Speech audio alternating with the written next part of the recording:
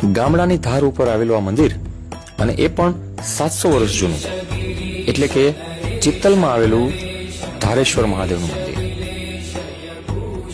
ધારેશ્વર મહાદેવના પ્રાગટ્ય વિશે એક લોક પ્રચલિત કથા છે. કહેવામાં આવે છે કે પહેલા અહીં એક ગોવાળ ગાયો ચરાવવા લાવતો હતો.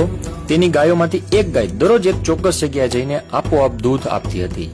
આ ઘટના ગોવાળને અચંબામાં મૂકી દેતી હતી. એક રાતે તેને સ્વપ્નમાં ભગવાન મહાદેવ દર્શન આપીને કહ્યું કે આ જગ્યાએ ખોદવામાં આવે અને ત્યારે શિવલિંગ પ્રગટ થશે.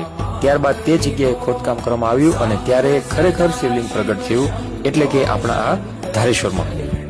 આ જગ્યા સાથે જોડાયેલી એક નવાઈની વાત એ પણ કહેવાય છે કે ચોમાસામાં ભારે વરસાદ પછી જ્યારે આકાશ સ્વચ્છ થાય અને સૂર્યના કિરણો સ્પષ્ટ દેખાય ત્યારે અહીંથી લગભગ 100 કિલોમીટર દૂર આવેલ જૂનાગઢ ગિરનાર પર્વતની પર્વતમાળા પણ અહીંથી જોઈ શકાય છે અને આ મંદિર ઉપર 52 ગજની ધજા પણ ચડાવવામાં આવે છે.